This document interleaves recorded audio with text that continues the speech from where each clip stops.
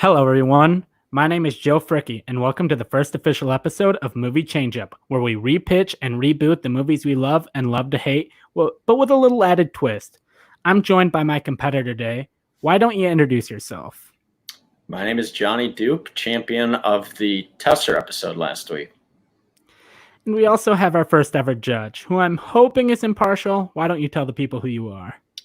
My name's Bobby, and I just so happen to be a brother of one of the competitors here, but that does not mean that I won't be impartial, and I think Johnny knows that too well. We can judge each other pretty harsh on our movie commentaries, so I'm looking forward to hearing your pitches. All right, and how this podcast works is Johnny and I are going head-to-head pitching 10 movie reboots. However, we also have 10 rules we have to apply to our reboots. One rule per movie, and you can't use a rule more than once. Bobby, do you want to tell the people what 10 movies we are doing today and also what rules we have to follow? Yep, I got them right here. So we are starting with Weird Science, and then we from 1985, we have 12 Angry Men from 1957, Con Air from 1997, Daredevil from 2003, Forrest Gump from 1994, The Goonies from 1985, Shawshank Redemption from 1994, Super Mario Brothers from 1993, Warrior from 2011, and Wild Wild West from 1999, which is probably more famous now thanks to Kevin Smith than the actual movie itself. And the song. Yeah, and the song. Yeah. That's pretty much it. The song's a banger. Yeah, Wild Wild West. Now I'll read you off the rules. So there's 10 rules, one for each movie. One needs to be a Tim Burton movie. You have to add a twist to one. One needs to star the cast of Grown Ups. One needs to be directed by Guillermo del Toro with Doug Jones as a monster or creature. You have to resurrect an actor's career in one. You need to include Jay and Silent Bob. One needs to be made into a space movie. One needs to take place 100 years into the future. One needs to be in the same universe as Pirates of the Caribbean. And one needs to be an animated animal movie like Disney's Robin Hood, for example. Yeah, have had fun with that one. Yeah, that one was a little bit of a struggle. That was Joe's idea. Just to throw I think I know what I would have picked, but that's an odd rule to win a point. All right. So as Bobby mentioned, so Joe won the coin toss before the episode started. So he chose to start with Weird Science, and he is going to pitch first. All right. So to give you a backstory on the original Weird Science, it was written by John Hughes, and I believe he directed it as well, but I'm not 100% sure. It stars Anthony Michael Hall and another kid that went on to not be famous. And they they're not good with women. They're nerdy kids, and they decide after watching Frankenstein that they're going to create a woman, and she's going to help them become better with women and become cool. And they do that.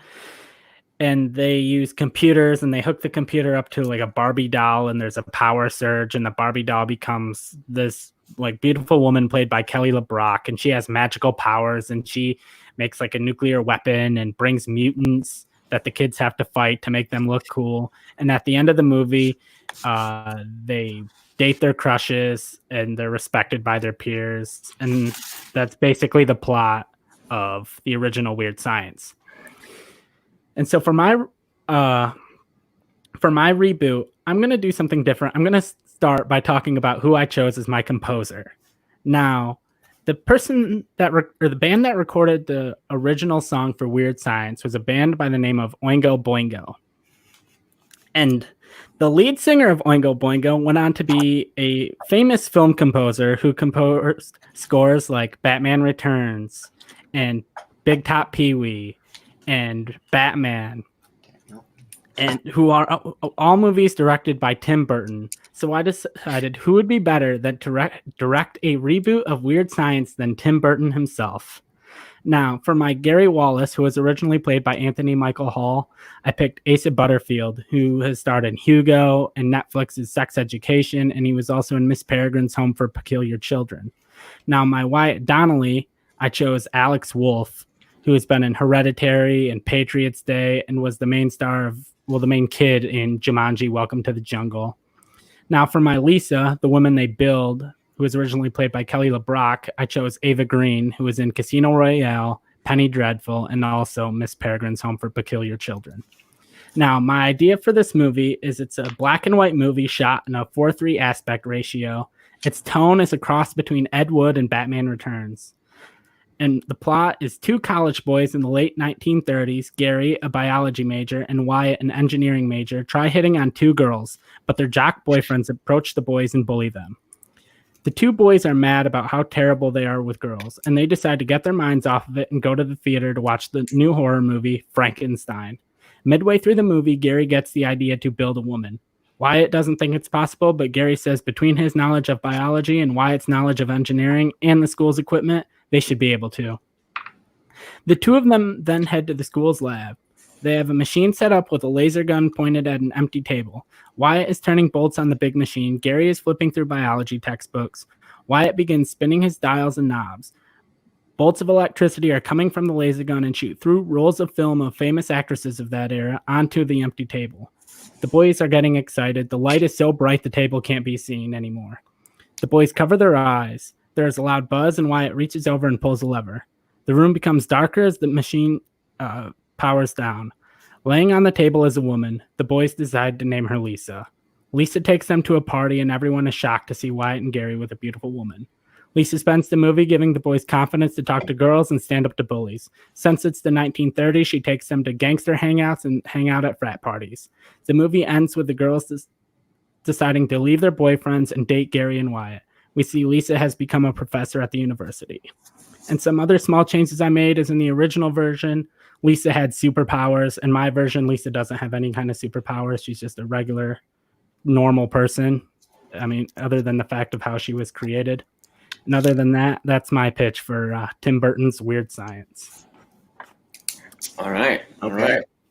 Good pitch. And now, Johnny Dupe, if you want to give yours, and I'll compare. All right. So Joe and I had talked a little beforehand. We thought maybe we would have the same rule on Weird Science. I did feel like this was maybe a good setting for a Tim Burton movie. But the thing that I always thought was unrealistic in Weird Science, which is a movie full of, obviously unrealism, if that's a term, is it takes place in the 80s and these kids have this amazing technology and they should be just like world famous for it. So I'm going to make that more realistic by setting this movie 100 years in the future. So you have that futuristic technology make a little more sense because you're going to already have a fantastical world.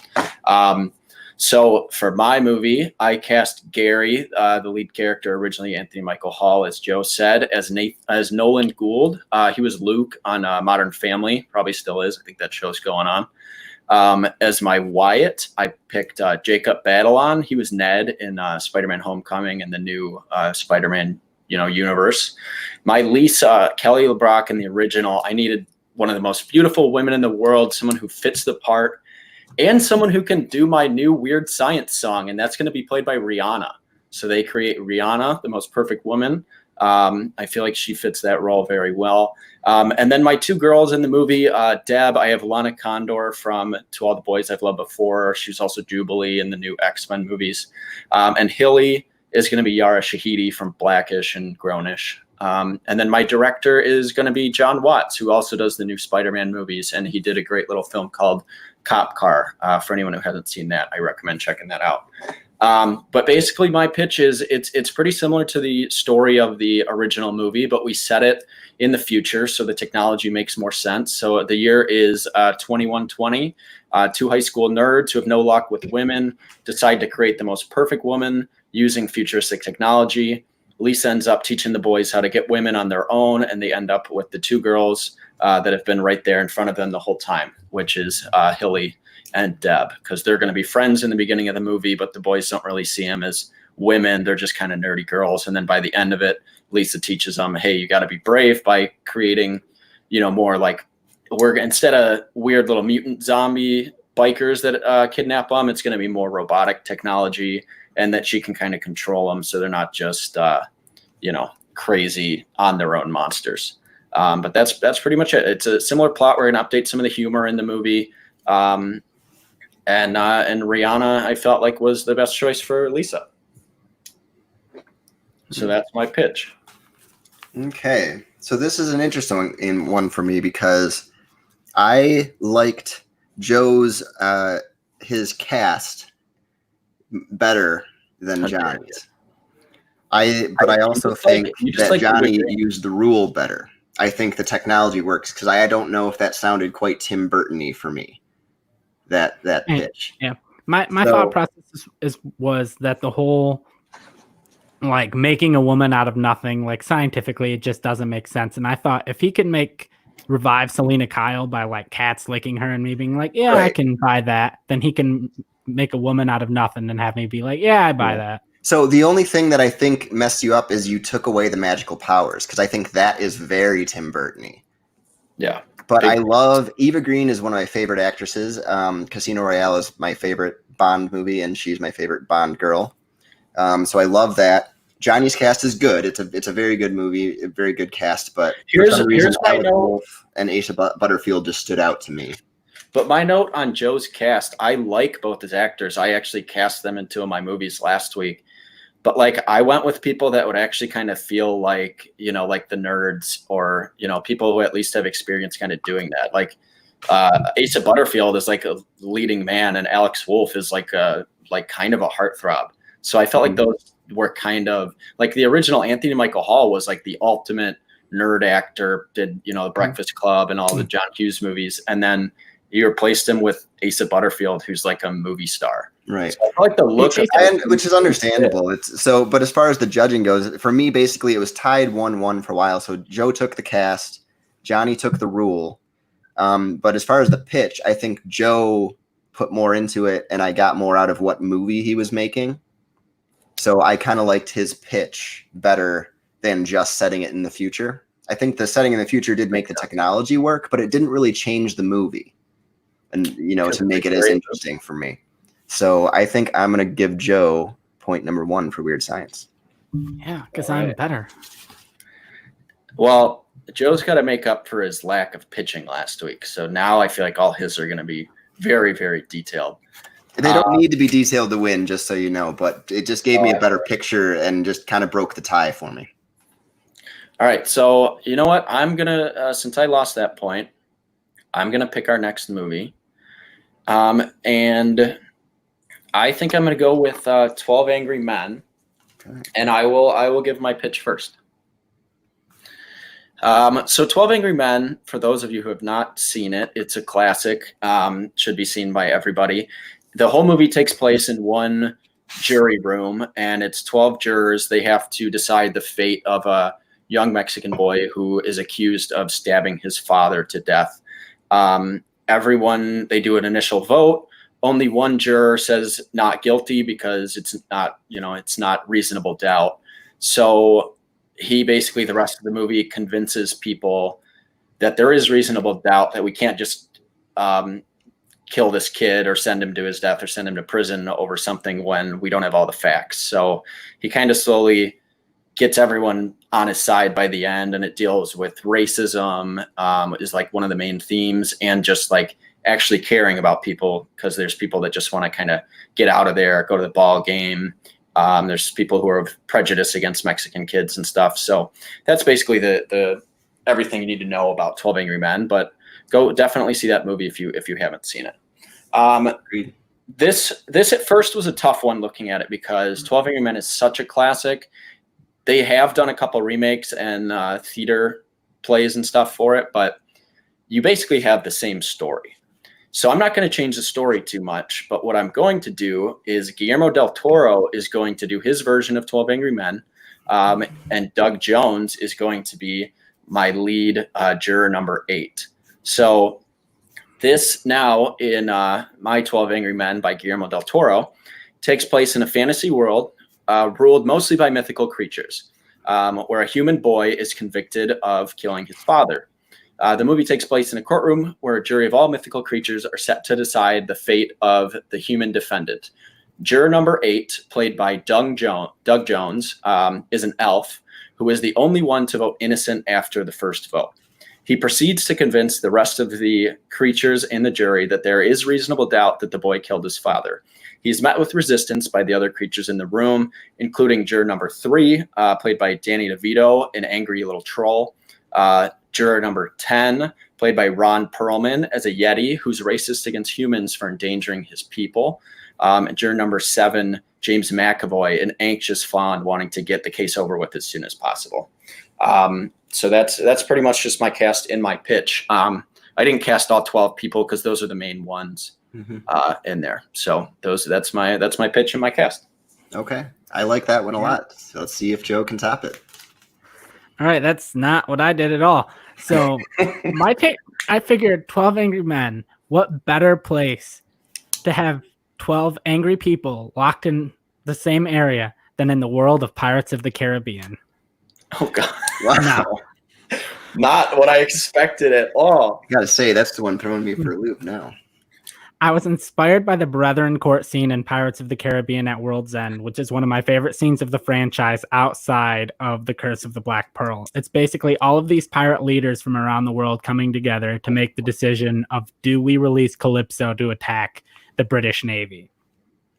Now, here's my cast. My Captain Barbossa, obviously Jeffrey Rush. My Captain Will Turner, obviously Orlando Bloom. Then you have Captain Sao Fang, played by Chow Yun Fat.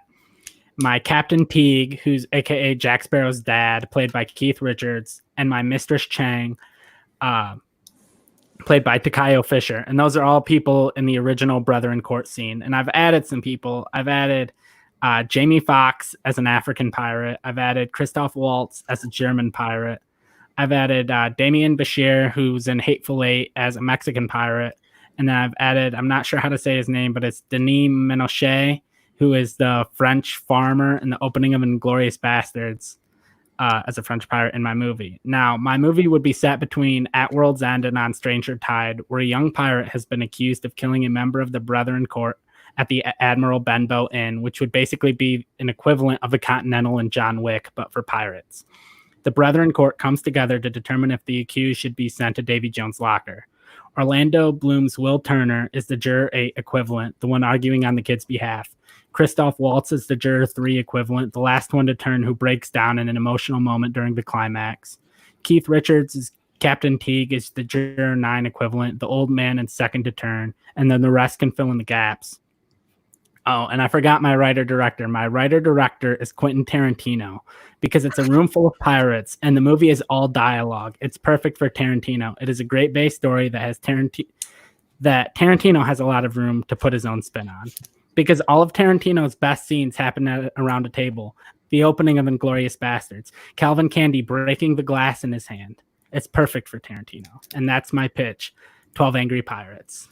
So wait, who's like on trial? It's a kid has been like a young pirate, like early 20s, has been accused of killing a member of the Brethren Court at got it. Inn that was supposed to be like the Continental in John Wick, where you're not allowed to conduct any business. I took the name because it's the name of the inn in the opening of Treasure Island. Okay. Before Bobby gets into his ruling, just to touch on a few things from Joe's pitch. I feel like you took out like the most important thing of 12 Angry Men, which was about racism. And that's like kind of the point of the movie, right? But I added pirates. You added pirates. Also, one other thing, Joe and I are now no longer going to have the commonality on any of these rules. Because we said two of them are going to be obvious, and then he made this a Pirates of the Caribbean movie. Yeah. There's no way that we matched up on any of ours again. So... yeah, Joe's, you definitely threw me for a loop there. And I think it pretty much changes. It does a couple things. It changes 12 Angry Men a little too much as far as the actual themes. And no one who wants to go see a Pirates of the Caribbean movie wants to see a courtroom drama. So even with its Quentin Tarantino, I don't know how well that would do. And honestly, the monsters with a human boy on trial really got me, and the cast was great. So that one was kind of a runaway for me right off the bat, and Johnny Dupe gets the point. Perfect. I picked that because I was very confident in that pitch. That was a good one. As soon as he started talking about racism, I'm like, oh, I completely forgot about that aspect. And I'm like, who can I put around the table? I forgot about the most like important part of the movie. the whole themes and social aspect. But I will tell you this, Joe, you did use your Quentin Tarantino pitch much better this week than last. That is true. That is true. All right, so Joe, what's your choice? I'm debating. I think I'm gonna go with Goonies, and I'll start. But hold up, I'll go with Goonies. Okay. And I'll give the backstory. Basically, Goonies is a 1985 movie directed by Richard Donner, and essentially, this area in Oregon is being taken over, I think, by like land developers or something. And all these parents and kids are going to have to move away. And these kids decide to go on one last adventure when Mikey, played by Sean Astin, finds a treasure map in his attic. And they go and find the treasure. He gathers up all his friends and eventually he finds his brother and this girl that's crushing on his brother and her friend. And they hide out in this, I think it's like a restaurant where this small crime family of like a mom and her 2 adult sons have been using it as a hideout. And then we find that they have like a mentally deformed son, like a mentally handicapped son who's like deformed, is also there. And Mikey's friend Chunk befriends the deformed son named Sloth. And they go through a bunch of booby traps and see a bunch of weird creatures and find the treasure. And then with the treasure, they're able to pay off the land developers and keep their house, and they don't have to move. And that's essentially the plot of the Goonies, more or less. Now, my Goonies pitch is my director is Guillermo del Toro. There we go. My Mikey is played by Jacob Tremblay, who is in The Room and was in Wonder. My Brand, Mikey's older brother, is played by Nick Robinson, who's the older brother in Jurassic World. My Chunk is Jeremy Ray Taylor, who played Ben in the new It movie. My Mouth is Jack Dylan Grazer, who played Eddie in the new It movie and who was also in Shazam. My Data is Hudson Yang, who is in ABC's Fresh Off the Boat. My Andy, who's the girl that's crushing on Brand, is played by Mackenzie Foy, who is young Murph in Interstellar. My Steph, Andy's best friend, is Kiernan Shipka, who is in The Chilling Adventures of Sabrina, and she was also the daughter on Mad Men. And I also made a small change. Instead of Mama Fratelli, it's Mama Franklin, and my Mama Franklin is played by Octavia Spencer, who is in Shape of Water, and her 2 sons, Jake and Francis, are played by Idris Elba and Daniel Kaluuya, and my Sloth is obviously played by Doug Jones. Now, my pitch. An area of Western Oregon, nicknamed the Goondocks, is being taken over by land developers, forcing families to move away. Mikey, the leader of his group of friends, wants one last adventure before they all leave. In his history class, his teacher tells a legend about a pirate who supposedly hid all of his gold in the area where the Goondocks is now. Mikey convinces his reluctant friends to go to the town's local museum to start their search. There, they see an old map with an X, along with a gold coin, framed and hanging in the museum. The museum historian reiterates what the history teacher said. Mouth asks Mikey if he's going to steal the map, and he says no. Mikey pulls out his phone and just takes a picture of it. They go off towards the X and run to Mikey's brother Brand, his girlfriend Amy, and her best friend Steph at an old abandoned restaurant that is a popular makeout spot for teenagers. Brand wants nothing to do with his brother's adventure, but the girls think it could be fun. Returning to the restaurant are the Franklins, a family of criminals who have been using it as a hideout. The kids find a tunnel to hide in, but Mikey's friend Chunk, who is rather quiet because of a bad speech impediment, is captured by the Franklins, and they tie him to a chair next to a chained up beast-like monster. Chunk names the beast Sloth because it reminds him of his neighbor's terrifying dog of the same name. Eventually, Chunk realizes the beast isn't bad and won't hurt him if he's nice to him. One of the Franklins hits Chunk as they ask him information about his friends. Sloth freaks out, and this scares the Franklins back upstairs. The Franklins apparently only keep Sloth, who came up from the tunnel, around because they plan on selling it as soon as they can find a buyer. When the Franklins are upstairs, Sloth breaks the chains holding him up and unties Chunk. Both of them go down in the tunnel, but where Mikey and his friends went left, Chunk and Sloth go right. Mikey and his friends encounter a bunch of booby traps and weird creatures, none of which compare to Sloth in size, scariness, or weirdness. Data uses his tech skills to get around the booby traps. The Franklins notice it has become quiet downstairs. One of them heads down when they see Sloth and Chunk are gone. They race down the tunnel but head to the left side following Mikey and his friends. The Goonies find the boat with the pirate's treasure. Brand realizes this is more than enough to buy the land from the developers and they all could stay. The Franklins catch up to them and threaten the kids at gunpoint. The two brothers tie the kids up. Off in the distance, we hear yell, "Hey, you guys!" It's Chunk, who has become brave and gained confidence through his adventure. I wanted to make Chunk more of a main character because as time has gone on, Chunk is more memorable to the populace than Mikey is. Anyway, Chunk and Sloth swing in. Sloth fights off the Franklins and throws them off of the boat into the depths of the water below. The kids notice a light source in the distance, a cave exit. They leave the boat, but the boat was so old, the movement caused damage, and as they leave, it sinks into the water. The kids are upset, but they make it back to their parents just when they start signing over their properties. They stop and all hug their kids. Sloth hangs back, but Chunk hugs Sloth and all the commotion and hugging. A gold coin drops from a pocket in Sloth's tattered clothing.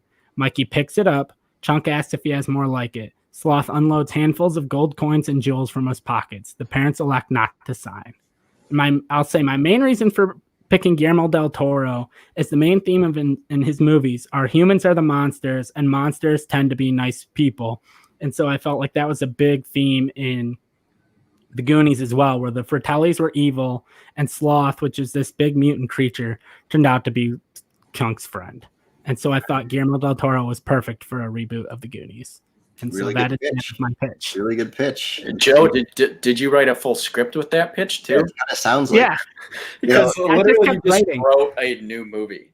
I mean, Which a I'm lot of proud that is of. still a lot of that It's is very Goonies. Goonies. It's still the Goonies. It was just a little change. I changed Sloth from like a deformed thing to like something that the pirate probably found on like an adventure or something, that he was on the ship and over time he broke out and made his way up the tunnel and up the cave. Makes sense. No, I have a Yeah, few in that, but I'll wait for I- Johnny's pitch. All right. So the Goonies, it's funny that you picked that pitch, which we'll get to in a second, but I'll go over my cast. So I wanted kids that still felt young. I feel like even in Joe's, maybe the kids are a little too old, but it works for your movie better than like if you're sticking to the original story. So my Mikey, my lead character, is going to be played by Jacob Tremblay, who was hilarious in Good Boys. He was also in Room. My Chunk is Keith L. Williams, also from Good Boys, and he's on The Last Man on Earth. My Mouth is Sonny Soljic. He was the lead in Mid-90s, and he's the son in The Killing of a Sacred Deer. And my Data, funny enough, is Ian Chen from Fresh Off the Boat, but he's the younger brother. And Joe, I think you cast like the older one from the same show. My Brandon, who was originally Josh Brolin, that's going to be Nicholas Hamilton. He played Henry Bowers in the new It movies.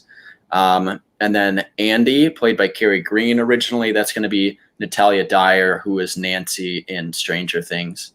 I didn't change the names, but Mama Franklin would work for mine too, because my Mama Fratelli is Pam Grier.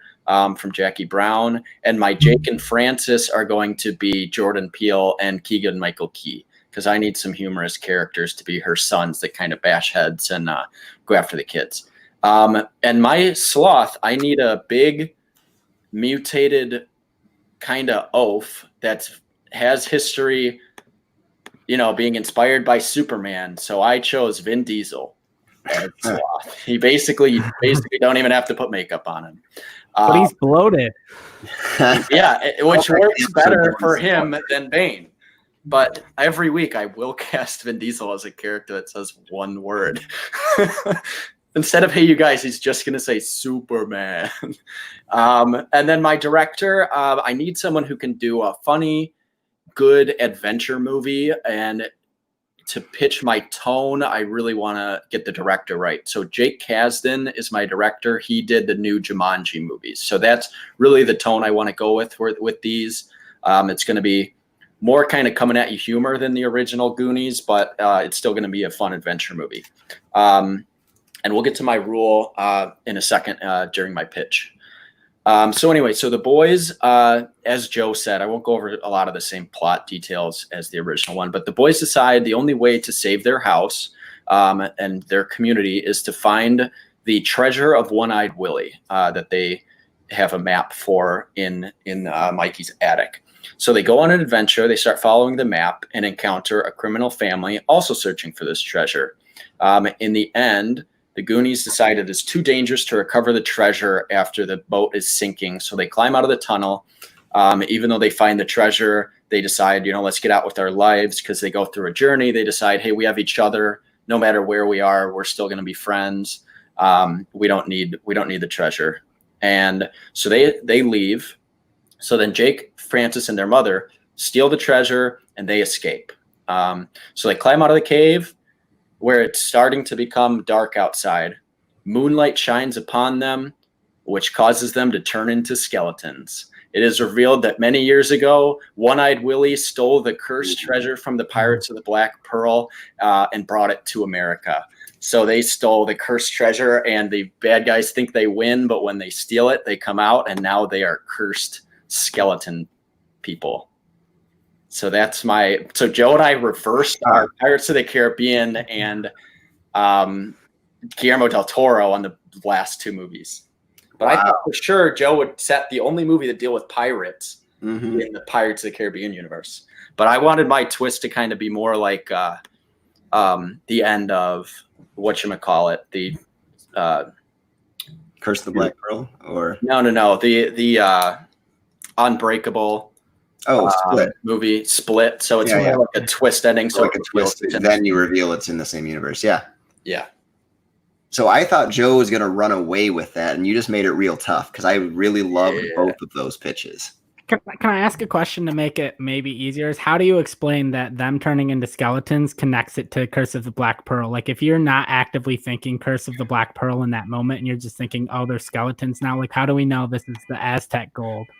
I would go to I would have like hints and Easter eggs around the movie that you'd see afterwards, hinting to the pirates, like in the cave they find. But the main thing I would have them reveal as the skeletons, and then it cuts back and does a flashback to One-Eyed Willie stealing like the specific treasure from Pirates of the Caribbean, and see like the dead body of Captain Barbossa and stuff. So you see that it's Pirates of the Caribbean. Yeah, so here's the thing. If they were actually going to remake Goonies, Joe's pitch is what I would want to see. So I may revert to that, but the thing is, you both use your rule really well. I did like Johnny's cast a little better. This is a tough one. But I just feel the movie I would want to see as a Goonies movie is Joe's pitch. I feel like it keeps the heart. It keeps some relevant themes. It modernizes it, but still pays tribute to the Goonies. So I think I have to give that one to Joe, but I really like that reveal. That was one of the better uses of a rule that I've heard between the last episode and this. But I just think the Guillermo del Toro match and the way it was pitched just kind of won that for Joe. I can see it. This was one I was like, man, what do I do with the Goonies? I love that movie. It's tough to put these rules, but I was like, all right, I can incorporate the treasure they're doing, but I wanted to do it as a twist because that makes the whole thing. But I really did like Joe's pitch. That's definitely the movie that I'd be more interested in, even though I'd love to see Jake Kasdan do more adventure movies, because the new Jumanji movies are surprising. They're really good. You made it really tough. I really like both those pitches a lot. Yeah. So both of our Pirates of the Caribbean pitches defeated by our Guillermo del Toro. That's true. Guillermo beats Pirates. It's kind of the rule now. All right. All right, Johnny. Okay. Don't pick another one I'm going to have to read long. That's your fault for writing such long pitches. I have like a paragraph for each. Well, hopefully we don't keep going back and forth here, because I'm not doing it on purpose, but you guys are picking the ones that you want for the next one. So that's true. That's what it makes it easier. Like when you're the loser and you pick, I like doing it this way. So let's go with one. I'm just going to throw a wild card in there. Let's do Forrest Gump. And right. I'm going to go first on this one. Okay. All right. So it was hard again to do Forrest Gump. It's a classic movie. You have a lot of characters in it. But Forrest Gump, for anyone who hasn't seen it, even though most people probably have, Forrest Gump, he's kind of like just a simple dude. He loves his mom. He's sitting on a bench and he starts telling people the story of his life. And he just has had the most amazing interactions with everyone. Like he meets like JFK, he meets the president, he goes to play college football. But it has all these scenes of Forrest Gump getting put into historical events and scenes. And that's kind of when I played off for my pitch. But he also falls in love with a girl named Jenny. She's kind of mean to him, and at the end, he has a kid with her. Right? Spoiler alert for Forrest Gump. After I say that, Yeah. Anything else you want to add about the? Yeah. Anything you want to add to like the Forrest Gump? I feel like most people have seen that one. If you haven't seen Forrest Gump, you're not listening to this, so that's fair. Okay, so I was stumbling around on my rules, and I thought, it's a good idea. Let's make Forrest Gump a Disney animated animal movie. All right. So I need an animal that can run, Forrest, run. So my Forrest Gump is going to be an antelope, and he's going to be played by Colin Hanks, son of Tom Hanks. My Mama Gump is also obviously an antelope, and that's going to be played by Meg Ryan because she has a bunch of history with Tom Hanks, and I like the connections there. She was in Sleepless in Seattle, and You've Got Mail, and like 4 probably other movies with him. Joe versus the volcano. Yep, Joe versus the volcano. You know that one just because of the name Joe. Jenny, I need someone kind of sly, someone kind of sneaky. So she's going to be a fox, and she's going to be Kristen Bell, who does the main voice in Frozen. And so she has history doing that with Disney. My Lieutenant Dan, he's going to be a cheetah because he ends up losing his legs. So I thought that was actually kind of funny. And John Malkovich is going to voice Lieutenant Dan. Bubba, he is going to be a pelican because pelicans like to eat shrimp. And that's going to be played by John Boyega from the new Star Wars movies. And then my director, I wanted just a good Disney director. So Ron Clements did Princess and the Frog. He did Moana. He did Treasure Planet. But he's done a lot of good Disney movies. So he's going to be direct. And here's my pitch. So Forrest Gump is a simple-minded and kind-hearted antelope raised by his caring mother. When he's young, he meets a fox named Jenny, and she teaches him to run from bullies and predators. Forrest has one of the most eventful lives in history, meeting and interacting with very famous Disney characters. So, for example, instead of him going into other historical events, he's going to jump into he gets swallowed by Monstro the whale and helps Pinocchio escape. He becomes a cook, and then he serves the spaghetti to the Lady and the Tramp. He meets Bambi and Thumper on their adventure. He was in the stampede that trampled Mufasa. And he also meets Bagheera and the Black Panthers that Jenny joins. So you have a similar type fun Disney movie, but he's a character that is telling his story, and he interacted with all these famous Disney scenes. But then he has the same love story with Jenny, and at the end finds out she has a kid. But we're not going to introduce AIDS into a Disney movie, so we're going to get that aspect out of it. We're going to give it more of a happy ending. But obviously his mom dies because it's a Disney movie. So you have that aspect of it as well. But that's my pitch. I have a quick follow-up on that. Yeah. As far as tone goes, so since it is a Disney movie, Lieutenant Dan the cheetah, is he still going to lose his legs?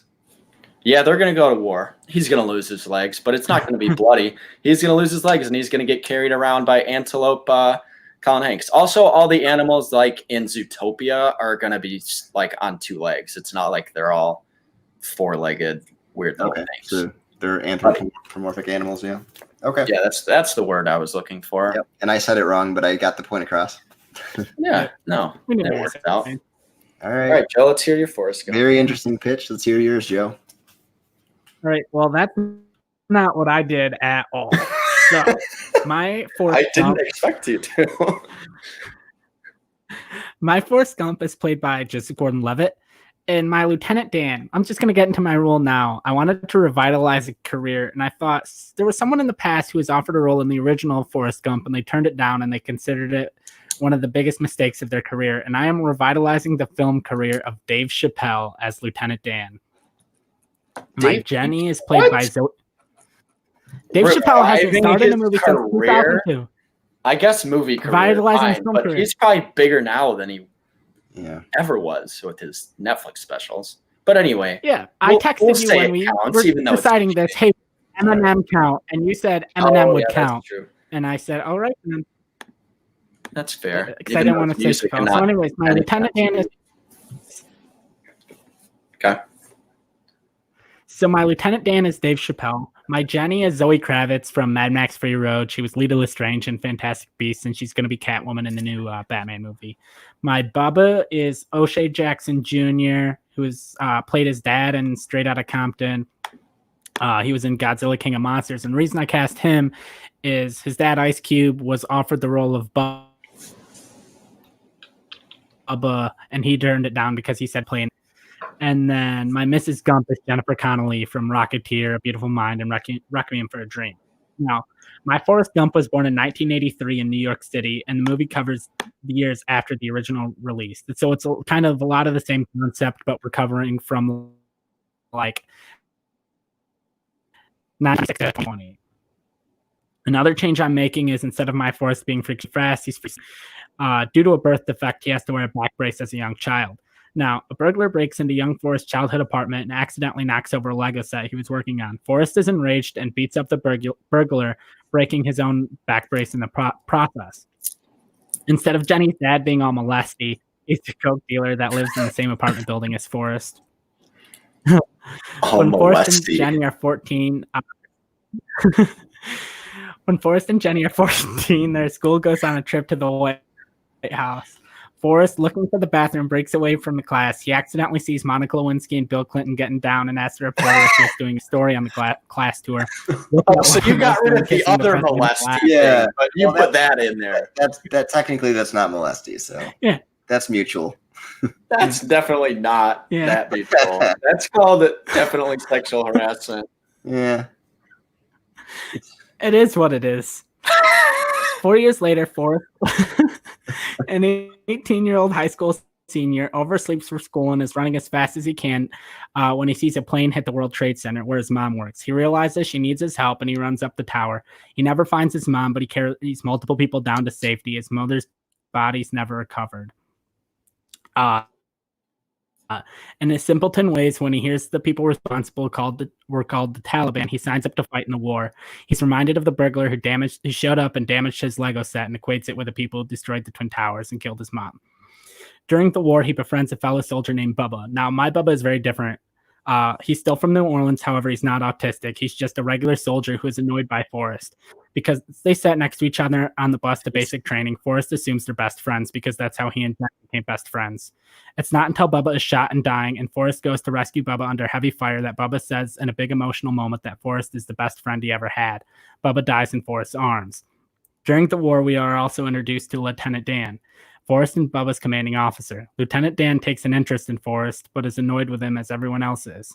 Bubba was going to be a shrimp boat captain and when he got out of the army.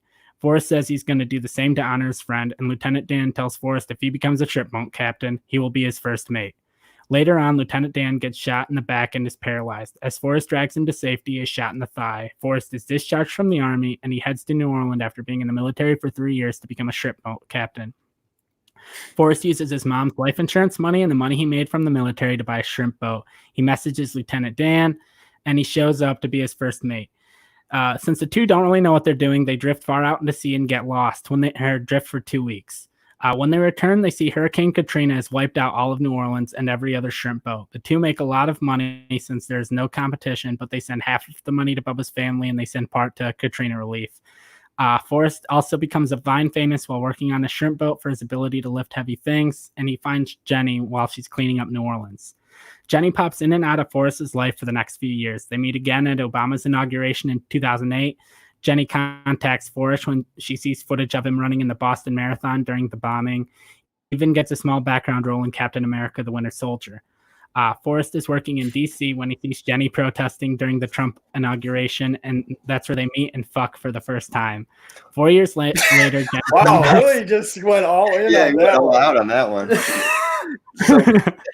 4 years later, Jenny contacts Forrest. She says they have a son and introduces him to Forrest Jr. They live at Forrest's large New Orleans mansion. When Jenny gets sick, she has caught coronavirus, which eventually kills her. Forrest is left alone to raise his son. And also, I don't think I ever said who my director is. My director is Peter Berg, because his best movies are when they revolve around real life events. And I thought, what better movie for him to direct than one that pops in and out of a bunch of real life events? What does he direct? Lone Survivor, Deepwater Horizon, Patriots Day. Yeah. And you didn't cast Marky Mark? It's the only guy he works with. Yeah, but he's too old now to play Forrest Gump. And that's my pitch for Forrest Gump is ageless.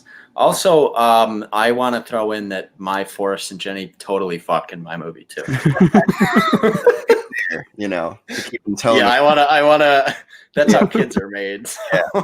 Yeah. So before we get into this, because I feel like I've kind of cut in on these without you two kind of interjecting. Do you guys have any questions or rebuttals about each other's pitches to kind of help me out?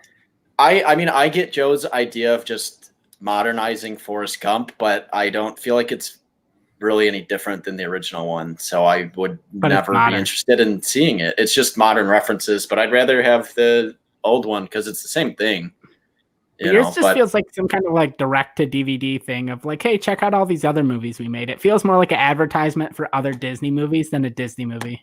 And what's more Disney movie than that? That's like the most Disney thing. Not that anyone wants to watch that. And at the end, Forrest goes, "Oh, and I bought stock in this small little fruit company, Lululemon," and then that becomes a big brand. There's my added joke to my movie.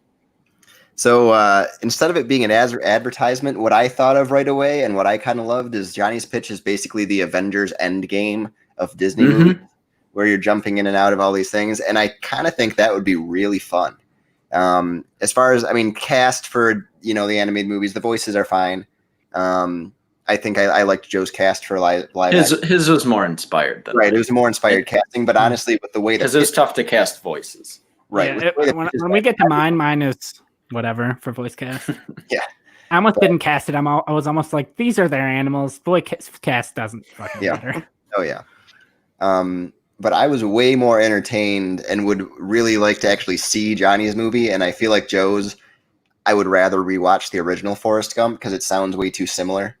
So it kind of what won you the point for Goonies kind of lost you it here, where the movies are very similar, but modernized. I just feel like with Forrest Gump, that creates a little bit more of a boring movie to me, rather than a Disney crazy movie. The thing that does throw me off is the tone of that for a Disney movie of Lieutenant Dan as a cheetah losing his legs, but every character dies. How do they go to war? That's what I want to know. I feel like the same way they do in Forrest Gump. He decides, hey, join the army. So then he goes there, and then it's an animal army, and they're I don't know, in Vietnam, getting attacked by like, I don't know, what's like a Vietnamese animal? Lemurs? I'm not even gonna try. I don't know if those live in. It's probably way. Oh yeah, those are like definitely not Vietnam. Well, I'm definitely not trying this, but we're all tied up here. All right. Heck yeah. 2-2. All right. So I'm glad on that. I had no idea how to do that rule, and I just thought of the Disney things and worked backwards. I was like, you know what? I can have him jump in and out of movies because that's kind of the point of Forrest Gump, but I can change that up. Because otherwise I was like, what the hell do you do with that? All right, Joe, what do we got next? All right. Well, it's time we go up in the air. With George Clooney? That's what I'm picking mostly because I need a break. Too much goddamn reading. Too much. No, Con Air. Going up in the air with Con Air. Just trying to make like. This one, we better have the same pitch for this. I need a break. This is the one I was going to say. We have to have the same rule. Make this the same rule as me. I know what I would pick, and it would be really funny if you two. Okay. We made it. I'll go first. Basically, Con Air. Nicolas Cage is like a special forces soldier, I think. Cameron Poe. Some kind of. Yeah. Yeah, as Cameron Poe. Navy and SEAL. He's home from war. Yeah, something. He's home from war, visiting his wife for the first time, and he gets in a bar fight because these guys like start accosting his wife, and he beats them up, and one of them dies. And well, because so he gets because hillbillies in Alabama say he's a pussy for being a soldier. That was always the thing that never made sense to me. Yeah. Yeah, so he beats them up and one of them dies, and because he's a trained soldier, he gets convicted with like assault with a deadly weapon because apparently his hands are deadly weapons. And so he's in prison for 4 or 5 years, and now it's time for him to go home, and he's on a big prison transfer. Well, apparently a prisoner by the name of Cyrus the Virus, played by John Malkovich, is planning to break out of prison with his friends on the same plane that Nicolas Cage is being transferred on. And Nicolas Cage has to stop them. And they crash land on the Las Vegas Strip, and that's the plot of Con Air. Anything else? I think that's pretty much it. You have a bunch of wild criminals on the plane, and they're all fun characters. I will say Cyrus the Virus is one of the best movie villain names of all time. Oh, for sure. Because you have him say, someone starts saying "Sigh," and then he goes "Anara" and kills them because nothing is more realistic dialogue than that. Mm-hmm. All right, so I'll just start. My director is Michael Bay because everyone assumes he directed the first one, so I'm just going to let him direct the reboot, even though he didn't direct the first one. Yeah, and it was, I'm not even gonna his friend. Yeah, I'm not even going to tell you what my twist is or my rule is. You'll see as I run down the cast. So it's a twist. He said cat, so I think I know. My Cameron Poe, I needed someone that could play that. I just needed someone out of this group of people I feel like could play Cameron Poe, and my Cameron Poe is Kevin James. My Vince Larkin, who was originally played by John Cusack, is now played by radio host Dan Patrick. My Trisha Poe, originally played by Monica Potter, is now played by Maria Bello. My Sally Bishop, who is a guard on the plane, is now played by Selma Hayek. My Cyrus the Virus is now Adam Sandler. My Baby O, who was originally played by Michael T. Williamson and who was Cameron Poe's friend, and he suffers from diabetes, is now played by Tim Meadows. My Billy Bedlam, who is Cyrus the Virus, is like number 2, is now played by Colin Quinn. My Sally Can't Dance, who is like a gay or maybe transgender prisoner, is now played by David Spade. My Pinball, who was originally played by Dave Chappelle, who was like this high-strung prisoner, is now played by Chris Rock. My Johnny 23, who is named that because he has 23 confirmed rapes, was originally played by Danny Trejo, is now played by Rob Schneider. My Swamp Thing, who was originally played by MC Gainey, is now played by Blake Clark, who was like Drew Barrymore's dad in 50 First Dates. He was Chet Hunter in Boy Meets World. And I couldn't think of anyone better to replace Steve Buscemi as Garland Green than Steve Buscemi himself. He's coming back to play Garland Green. And here's my pitch. Adam Sandler and his friends love vacation movies. Well, what is a better vacation than a shot-for-shot remake of a 90s action classic with improv jokes included, of course. Did you say shot-for-shot remake? I missed that one. Yeah, it's a shot-for-shot remake. That's my pitch. A shot-for-shot remake with Adam Sandler and his friends improving jokes with Michael Bay directing. Wow.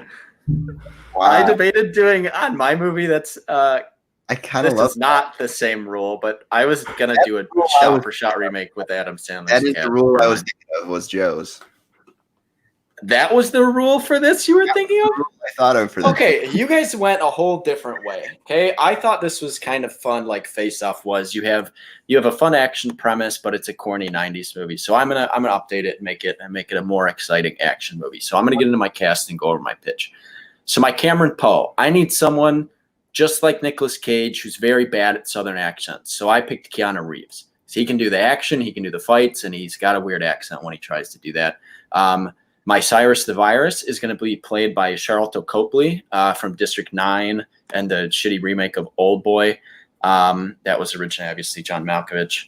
My Garland Green, originally Steve Buscemi in a Joe's movie, still Steve Buscemi, is going to be played by creepo Jackie Earl Haley. He's good at playing characters like that. My Vince Larkin, which is my John Cusack, that's going to be Mark Ruffalo. My Pinball, which is Dave Chappelle, that's going to be played. I wanted to just kind of do an homage to Dave Chappelle, so I did Hannibal Buress. I feel like the big like black comedian right now who's super funny, but can also do some acting. He was in Neighbors as the cop, and he's been in a few movies. And then my Johnny 23 is John Leguizamo. Again, a kind of creepy dude who can be believable as like a rapey prisoner. And my director, now this one is where it gets interesting. My movie and my rule, I'm making it Con space. We're throwing Con Air into space. It's going to be on a spaceship. I want someone who has done good action with space movies, but needs a huge reboot to his career. And I don't want any more original ideas by him. So Neil Blomkamp, he's going to be my director. He did District 9, he did Elysium, and he did that shitty Chappie movie. But he needs to revitalize his career. So I'm giving him a big space action movie with a baseline to work with. So here's my pitch. So the year is 2075. Cameron Poe has been in a Mars prison for involuntary manslaughter for the past 8 years. U.S. Space Force Marshal Vince Larkin has designed a spaceship to bring a group of convicts back to Earth to be executed. Most of the prisoners are set to receive the death penalty back on Earth, but Cameron Poe is set to be released back to his wife and daughter, who he's never met. The mission, it's daughter, he's definitely met his wife. The mission goes to hell when the convicts, led by Cyrus the Virus, commandeer the ship and plan to land the ship on Earth and escape. Cameron Poe must fight his way back home through the spaceship and defeating all the criminals on his way back by taking out all the convicts. So my movie is Con Air, but it's on a spaceship, and you make it a little more interesting, and you make it a more serious toned action movie, District 9 style action, with Keanu Reeves having more like John Wick fight scenes. So that's my pitch for my Con Air, Con Space. Any rebuttal from Joe? Yeah, why do I want to see more Neil Blomkamp movies? He's done. It's a wrap. He was a one-hit wonder.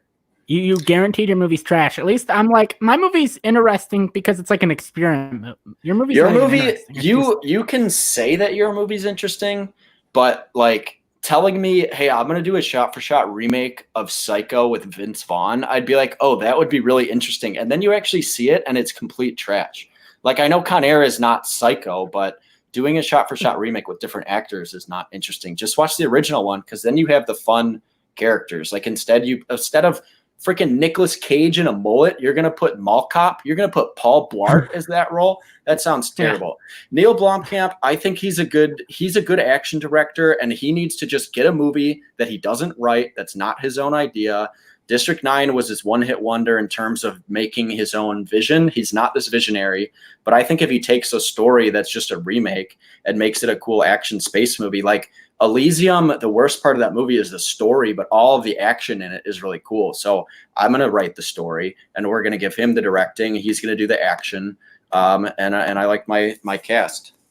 Yeah. So yeah, as I was hearing Joe's, I thought he won the point because, like I said, that's the rule I would have used there. I think this is a perfect movie to use the grown-ups cast. Why? You guys have not seen Con Air. Oh, I love Con Air, but it's a big dumb action movie that into a more of a kind of comedic tone. Well, that's my thing. If Joe was doing, I would have been more interested in yours, Joe, if you didn't make it shot for shot. Like if you just said, I'm going to put the cast and make it a funnier movie with these guys, then I'd be more interested. So unpopular opinion, I actually really like The Longest Yard with the Adam Sandler crew in there. Yeah. And that was a good kind of change of tone. And that's the whole thing is you, I think, won your rule. I like your rule worked for that movie. But your pitch of making it shot for shot, that really killed it for me. Because the first thing that I did think of is Psycho. That Psycho remake with Vince Vaughn. Johnny's, even though it kind of sounds like a basic action movie, I agree with the fact that I would like to see Neil Blomkamp direct something that's not his own vision. I've been saying that for a long time, and I really do like his visual style and his actual directing, but I really don't need to see Chappie or Elysium story-wise again. So yeah, the space, sure, it sounds fun. It sounds like a fun, dumb action movie, and that's kind of what I want from Con Air. So I'm going to give that one to Johnny. Yeah, baby. All right. Let me update. Was the that 2 scoreboard points in a here. row? That's the first time we've had Yeah, that. it's the first time. Didn't go back and forth. All right, so Joe's got to pick one he's feeling confident about. All right. I just don't like reading. I'm definitely gonna write short. I feel like with your pitches, it's only our first like real episode of this, so we kind of did our test and then this. But Yeah. for my pitches, I tried to do like if it's something similar to the story of the old movie, like the Goonies, I tried not to write like a whole script. But I think that helped your pitch for the Goonies. Like in the movies that are way different, I think that helps it. I agree. But like your Forrest Gump, I thought you give the plot line off the top already for the original movie. So if you're keeping it relatively the same, you can just say when it's different. Yeah. Even if you want to do that time, if you have want to change it up. All right, so Joe, give me. I know what I'm gonna do. We're gonna go. We went from prison in the air. We're gonna go to prison in the ground. We're going to Shawshank Redemption. I was like, what the hell are you even referring to? I forgot about Shawshank Redemption. All right, so who's going first? Who's second? I'll go first. So basically, Shawshank Redemption. Guy gets super drunk, and he doesn't remember what happens after. All he knows is he's accused of killing his wife, but he doesn't remember if he does it or not. He goes to prison, meets a guy named Red. They become friends, and Red is really good at getting stuff into the prison. One of the things he asks for is a hammer. Eventually, this kid named Billy shows up, and he tells him, hey, like, I was in prison, and this other guy told me he killed an accountant's wife, and the main character is an accountant. And it turns out he realizes he didn't kill his wife, and he's been doing a lot of work for the warden as an accountant, a lot of illegal stuff, and even made a fake name, fake ID, fake social security number. Well, he takes all this information, uses his little rock hammer, claws out of prison, and takes that ID and moves to like Mexico or South America or something. And he's free and spends his rest of his life free. And he sends a letter to Red, his friend, and Red eventually gets out the legal way through whatever legal means. And the movie ends with him joining him in South America. Everybody's free. If you haven't seen Shawshank Redemption, you're not listening to this. So, my pitch. I decided to make Shawshank Redemption an animated animal movie. Oh my God. Oh. My directors are Aaron Glace and Robert Walker, who you probably haven't heard of because I never heard of them either. But they directed one of the most underrated animated movies of all time, Brother Bear. My flame is a chimpanzee voiced by Chris Evans. My Red is a red wolf voiced by Denzel Washington. My Warden Norton is a lion voiced by Billy Bob Thornton. My Captain Hadley is a tiger voiced by Josh Lucas, who's in Ford vs. Ferrari, Sweet Home Alabama, Glory Road. My Billy is a bear cub voiced by Shawn Mendes. It's an animated movie. They always have that teen heartthrob in there. And then my Brooks is a giant tortoise voiced by Clint Eastwood. And so I did change quite a bit for this movie. After being accused of attacking his owner, Andy, a chimpanzee is sent to the Shawshank Zoo for injured and dangerous animals in Southern California. The zoo is not reputable and looks more like a Tiger King type zoo.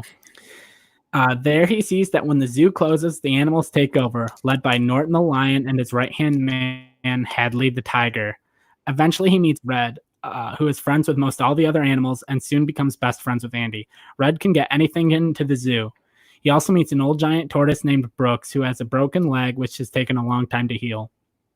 We learn Red is prone to attacking humans, according to Red himself. He said, once you get put in a cage, you're condemned to die in a cage. It's just to die and then Shawshank. Andy, fearing for his life from the other animals, starts doing jobs for Norton. He's recruited because he's more nimble as a chimp, and Andy gets his friend's job working for Norton as well. Eventually, Billy, a bear cub, comes to the zoo. Andy teaches him about zoo life and how to avoid Norton and Hadley. Billy finds out why Andy is in prison and tells Norton the zoo. And tells Norton something here in the zoo is pointing. There was a chimp there, which was another chimp where he used to live. The chimp had a girlfriend that the chimp wanted. So he drugged that chimp and attacked the owner for any other chimp. Norton says he realizes he isn't one of them and he isn't a dangerous animal. Norton asks Billy if he's told anyone else. Billy says no. Norton has Hadley attack and kill Billy. Brooks the tortoise is sold to a petting zoo when his leg is finally healed. After a while, a messenger pigeon arrives in Shawshank. Now, my version of messenger pigeons is they don't have letters on their legs. They just like fly in and they're like, hey, like here's the thing somebody told me to tell you. Messenger pigeon tells Red and Andy that Brooks hates the petting zoo.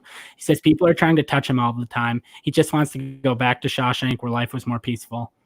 Eventually, Andy does escape using items he has requested from Red and items acquired from Norton. Norton is pissed and locks down Shawshank and stops animals from going into the other cages at night. This angers the other animals who attack and kill Norton and Hadley. Red decides he is ready to leave Shawshank after a messenger pigeon arrives in his cage and tells him Andy is on a beach near a place called Tijuana. Red stops snarling at the handlers when they enter his cage. After a while, they decide he isn't a danger anymore and send him to a regular zoo. During the transfer, Red bites one of the handlers and runs off into the distance. We eventually see Red meet Andy on a beach. And that's my pitch for animated Shawshank. Okay. Joe, I don't know how it sounds on yours, and hopefully it comes through better with the audio, but on ours, it's cutting in and out. So like you did that whole pitch, but I heard maybe half of it. All right. Yeah, I think I caught. Basically, it's an animated movie. Yeah, for a while it was kind of jumping through. I have some questions on. You guys are starting to cut out on mine as well. Okay. I have some hopefully, when it records it, it'll be a little better. Yeah. But, let's see what Johnny's pitch is.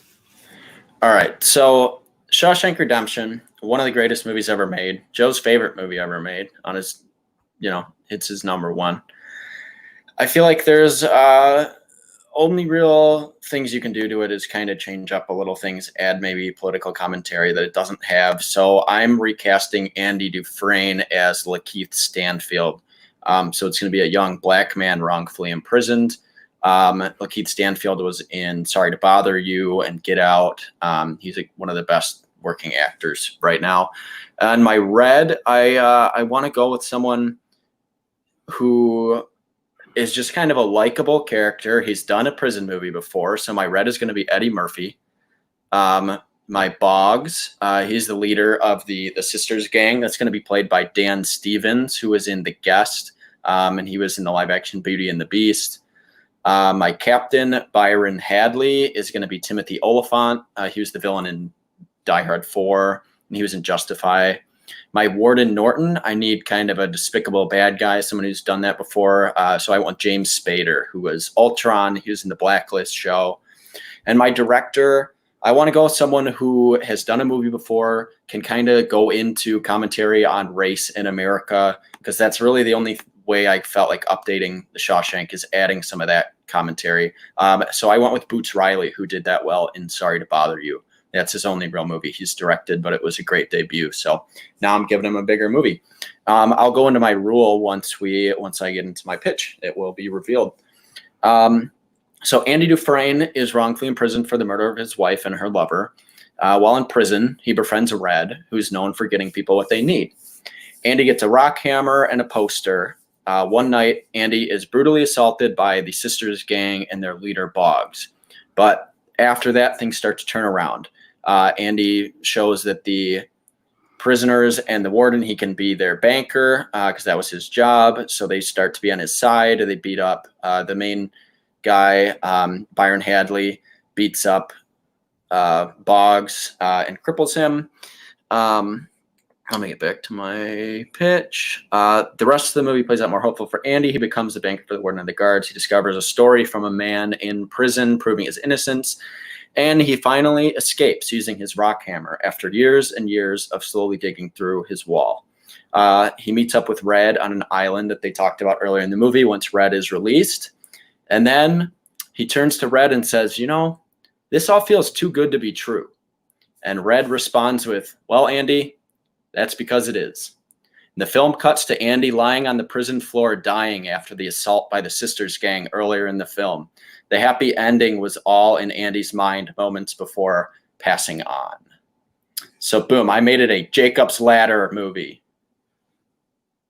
I don't know what that says at all. Yeah, me either. All a dream? Is that what you wrote? So yeah, so I did in the private chat. I don't know if you saw. I said I think it's a twist. I'm gonna write down what I think it is.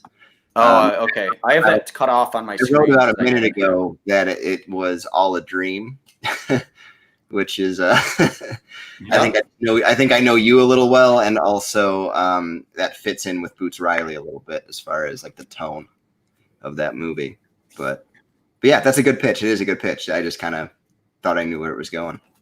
Oh yeah, well, you kind of had to with the rules too implied, but yeah, again, with Joe's movie, Shawshank's such a great movie, and I like the idea that they're in a zoo instead of a prison, but that felt like the only thing that was kind of inspired on yours. But I think updating it to be a black man is wrongfully imprisoned, and at least throwing in some social commentary about, you know, wrongfully imprisoned black people all over the country, I think is like the only way you can really go with this.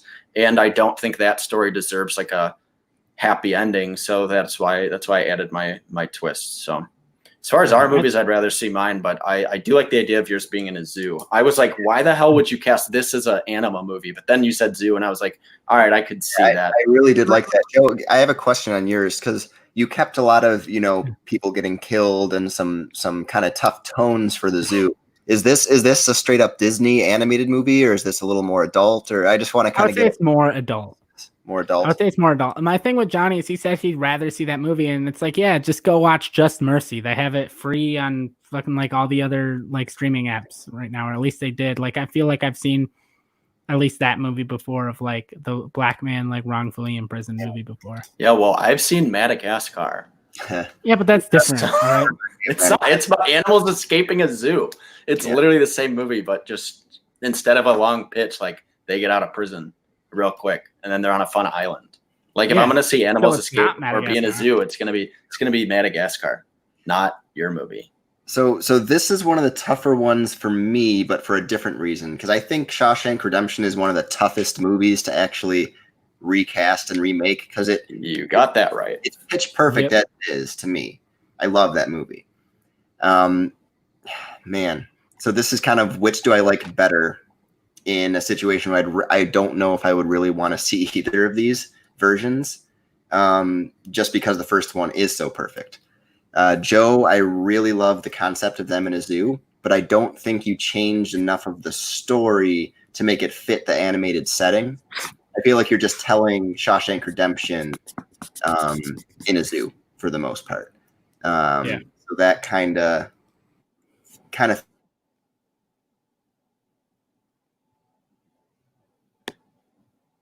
Did he cut out on yours? Yeah, I can't hear him. Did he freeze? Yeah, he freezed. Can you hear us, Bobby? Yeah. Can you? Joe, just a question. Yeah. Can you do edits on this? I mean, like when we do the podcast, like because we might have to exit out and come back in because it's freezing. Can you hear me? I'm back on my end. You're back. Right, okay, we can hear you. Yeah. Okay. Right, yeah, that's fine. So all I was saying is, now I can't hear him again. He froze again. We're gonna have to leave and host a new one. Yeah, that's fine. I'll just call like one part 1 and one part 2, and then on the podcast I can edit them together and put it. Okay, that works. All right, just send new links. Okay, I'll be right back then too.